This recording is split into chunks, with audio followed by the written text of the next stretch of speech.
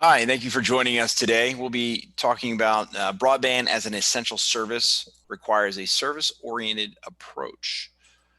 My name is Pete Pizzatello. I am the host of the Broadband Bunch, as well as the VP of Marketing for ETI Software. And joining to me is Jeff. Hi, I'm Jeff Boozer. I'm Director of Market Development for the utility broadband sector. So Jeff, we have a lot to cover today, so let's get started on this presentation. There's a lot in this title, right? Broadband as essential service, service-oriented approach. Before we unpack all that stuff today, let's talk a little bit about how we got here. What are some of the things that we see in the marketplace that are driving us to this level of criticality of broadband service capability? Sure. So we all know that broadband usage has grown exponentially for the last few years. We have consumers who are disconnected cable and started streaming their entertainment. We have consumers who are adding connected smart devices to their homes for convenience, safety, and energy conservation. And we increasingly have social interaction online, whether it's Zoom calls like we're doing today, or social media, or things like that. From a commercial user perspective, Industry 4.0, which is all about IoT, AI, and virtual reality, that's driving 5G deployment and increased broadband capacity in the marketplace. And that's not just happening in urban areas. And of course, then this year, COVID turbocharged demand for broadband. It highlighted the digital divide in the country. And as a result, the economic value and the role of broadband as critical national infrastructure became pretty obvious to almost everybody. Broadband's become the lifeline that kept us all going this year. Yeah, it's pretty amazing to watch the confluence of events that you described and then compounded with COVID. And these numbers are staggering, right? We really accelerated some digital transformation that we anticipated over multiple years into a few short months, and the industry's done an amazing job. But let's take a little bit deeper look. There's a lot of things outside of COVID and the technology capabilities that are driving things. There's societal factors. There's a lot of technology innovations going on. Let's kind of walk through what we're seeing in the marketplace. Sure. So connectivity is embedded in our daily lives everywhere. Much like electricity and telephone in the past century, society's progress and quality of life improves from broadband. This is especially true when you compare rural and urban communities. High-speed broadband connections can provide every student access to the best educational curriculum no matter where they are. And every patient can access the best doctors and medical technology through broadband. Then there's the gig economy. It's the fastest growing sector of employment in the country. There's 57 million people in the gig economy today. And home-based e-commerce has grown to $1.2 trillion and is the fastest growing sector in retail. Broadband connections are enabling more people to join the economy. The effectiveness of public services and benefits of cultural engagement can be significantly improved with broadband connectivity as well. The simple act of renewing a driver's license online can save meaningful time and cost. So society as a whole benefits a lot from broadband connectivity. And that itself is enough to make the case that broadband is essential, but then consider the benefits to industry and enterprise driven by new technology. There are two trends here that are driving commercial uses of broadband. There's Industry 4.0 and smart infrastructure. They are based on rapidly developing technologies like IoT, 5G, augmented intelligence, and virtual reality. It's a combination of billions of connected devices sharing data with applications making billions of decisions about everything from how much fertilizer should be applied to a square meter of crops to how many watts of electricity must be supplied to keep a data center cool, to what video to present in my YouTube feed. For example, USDA states that precision agriculture provides a $47 billion benefit to the economy and can increase yields 13 times. And as of this year, 90% of cars are connected to the internet. So the bottom line is broadband is how we do our work and play as individuals. It's how we connect to family and friends, and how our companies increase productivity and profits. It's critical infrastructure, and it's become the fourth utility. Yeah, you make some great points there. And I think this is a great year, not only with COVID and the election and seeing how we've all been trying to change and stay connected and keep things running from your civic organizations to your business. And I really think you put your finger on something really critical is us trying to recover from COVID and the investments that the government's making. We're going to have to recover fast. We're going to have to find a way to pay for those stimulus. And as you pointed out, the gig economy and e-commerce and working from home are really just amazing enablers for us to accelerate that recovery path. You mentioned at the end there, though, utility, right? We talked about it being an essential service, and you're using utility to describe broadband in that way. Let's dig a little bit deeper into that concept. Um, yeah, so utility broadband's different than the broadband we're used to consuming today. And common operations models don't address one of the critical priorities for utility broadband. So essential service must provide ubiquitous, uninterrupted service with a great customer experience. In other words, everyone can get it and they can depend on it. It's reliability. Not all customers are going to use broadband the same way going forward, so it must be configurable and dynamic. Government users may need priority and dedicated bandwidth. Healthcare users may need specific minimum speeds and especially low latency. And enterprise users may need rapid scalability and applications at the edge. All of this makes reliability more difficult to maintain. Also, reliability implies proactive service management, predicting and observing service impacting issues before the customer is affected. Yeah, that's great points there on reliability and predictability. But how is that different than how we're managing utilities today? Um, the number one thing that's going to happen is volumes are going to increase dramatically. Okay. There's no way that legacy systems can cope with billions of devices, which is where we're headed. The second thing is networks have to evolve rapidly in response to changing usage patterns and scale quickly, meaning adding new devices and new network capabilities as quickly as possible based on changes in usage that are occurring in real time. Customers, especially enterprise and institutions, will demand new, unique services and require that they be delivered very quickly. And these new services will become more complex, and they'll always include partner and third-party components. Yeah, it makes a lot of sense. I mean, the scale with which we talked about trying to get these new services out to the different communities and the recovery path and trying to overlay new service and operational miles on existing infrastructure is going to be a challenge, right? So trying to come into that. How should we be thinking about broadband networks and broadband operations moving forward? Well, first of all, it's important to recognize that there are some new dynamics that influence the operational requirements. Ubiquitous service availability is going to require a mix of network technologies. Human and machine communications must happily coexist, and real-time data is fundamental to quality of service assurance. First, the physical network itself is going to change. You are going to have a mix of technology in the network. Fixed wireless, LTE cellular are a given, and then new technologies like software-defined networking, network function virtualization, and cloud services have to integrate with physical network capabilities that exist today. An open architecture with common data platform and open APIs based on industry standards is key to data accessibility and volume challenges. You have to make sure the operations model is agnostic and does not limit the business model or the commercial relationships you may choose to develop. It's likely that a variety will be used to maximize ROI and diversify the revenues. And customer demand for new digital services will require collaboration with third parties. You have to plan for the ability to integrate cloud network services, applications, and private network to meet customer needs.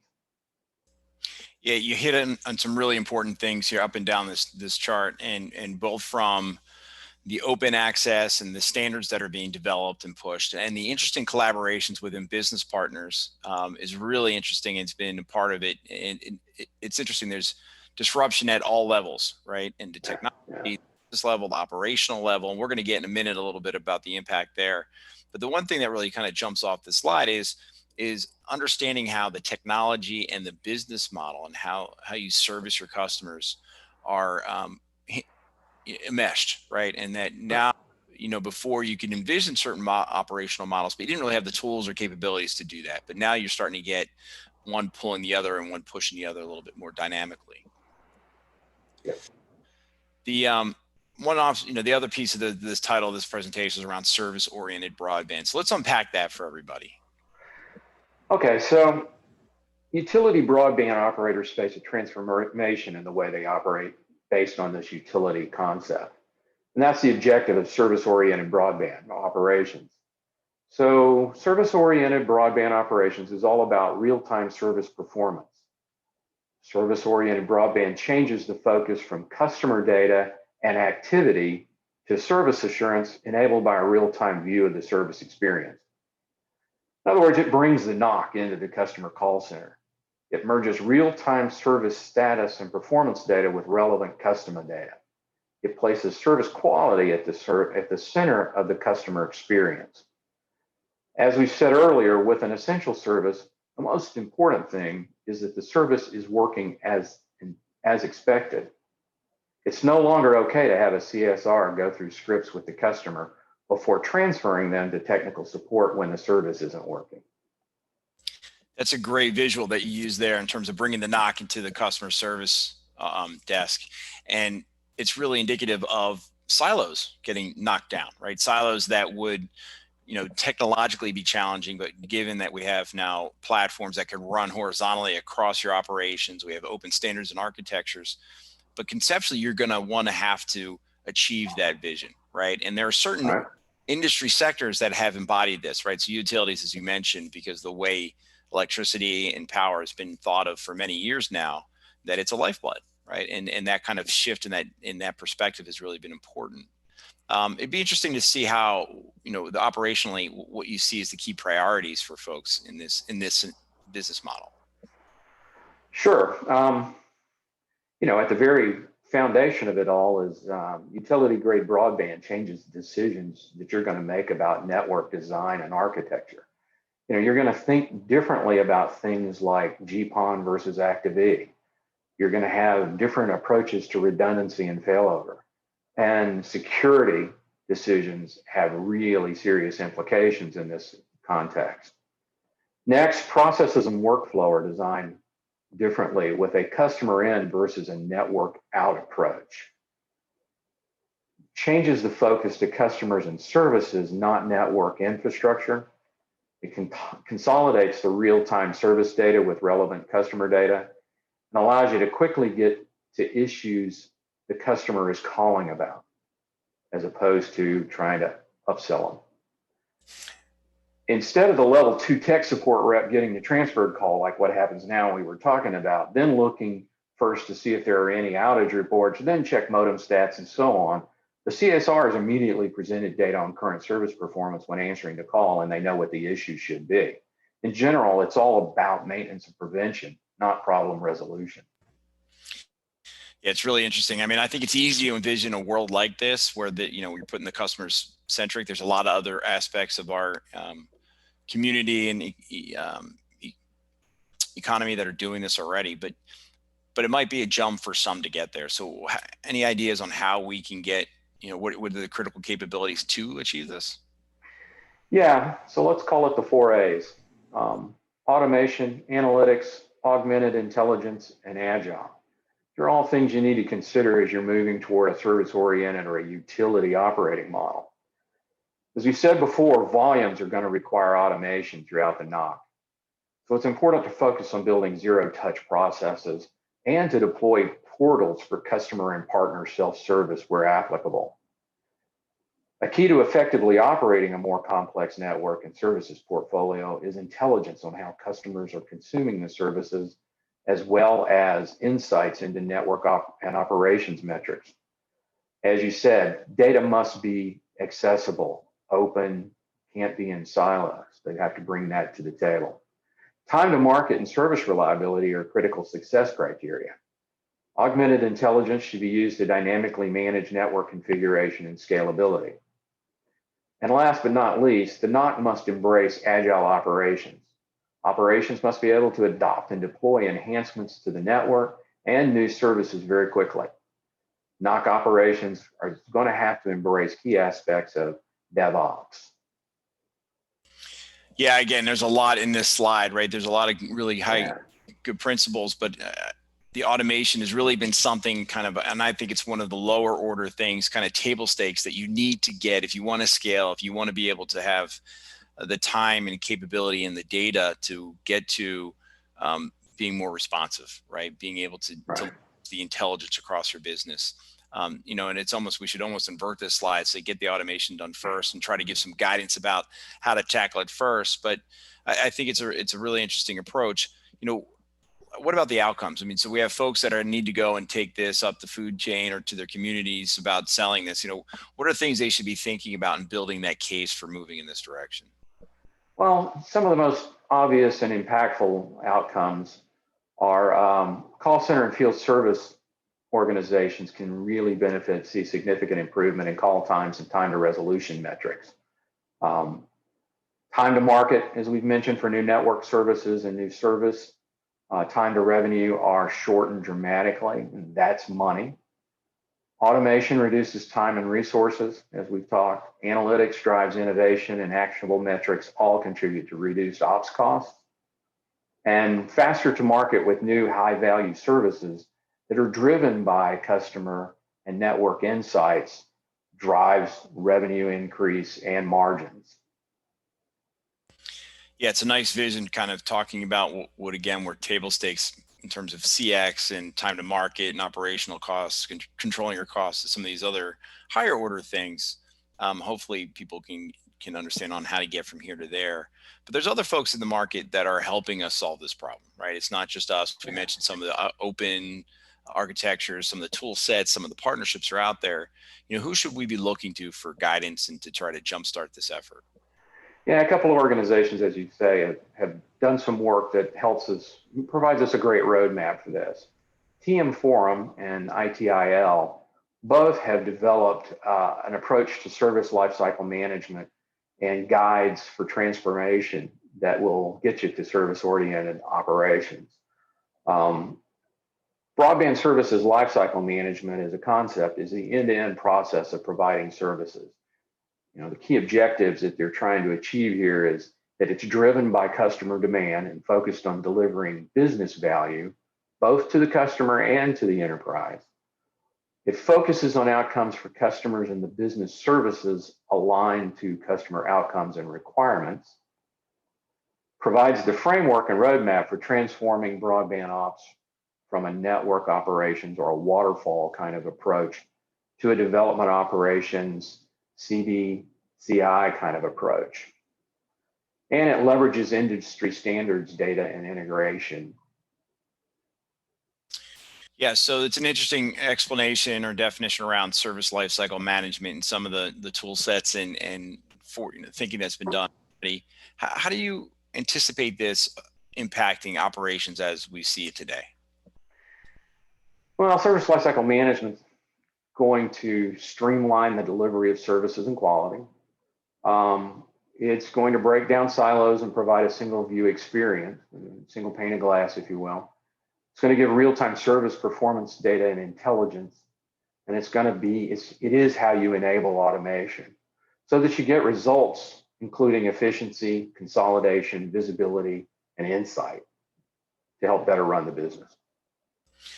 Yeah, I think you've done a great job kind of making the case that this is an essential service given everything that's going on and the recovery path that's before us and the consumer expectations that are out there these days, and laid out some of the concepts around there. But, you know, it's a lot, right? I mean, there's a technology aspect, there's cultural, there's business operations and processes that need to be rethought.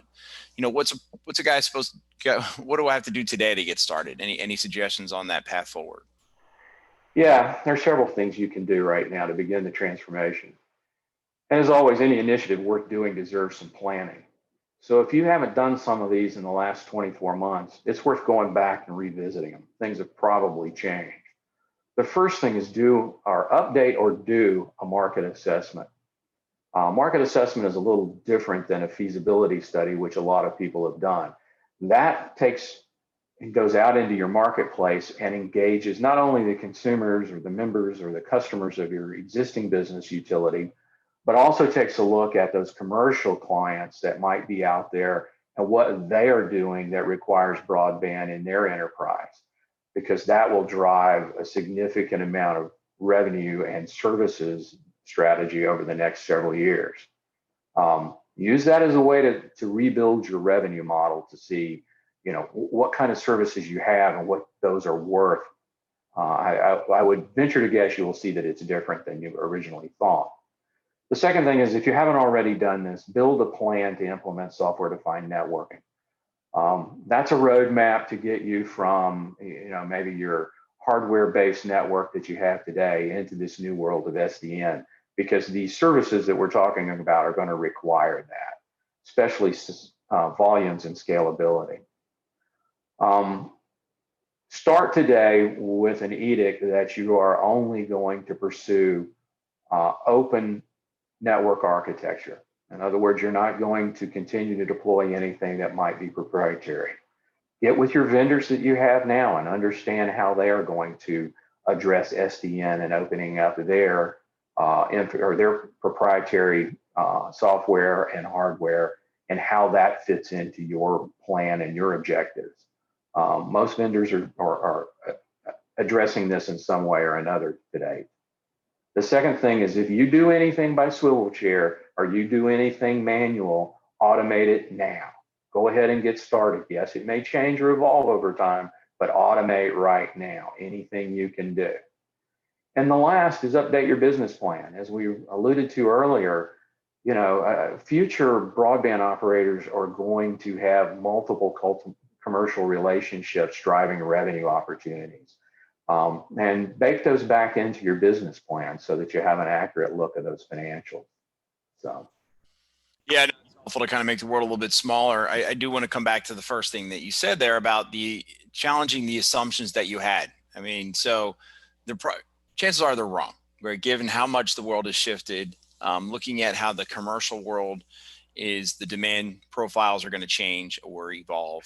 I think that's sound advice. The other thing that I would just add to this, and I think the Fiber Broadband Association and Fiber Connect, unfortunately it's not in person, is a great opportunity to talk and connect to your peers. There are folks that are on different degrees of maturity along this path, and there's a lot of good sharing that happens in this community. And I would suggest that folks that are just starting on this path don't be afraid to ask. There's a lot of folks that we can connect you with, or that are present in this event, this today, that can help you down this road.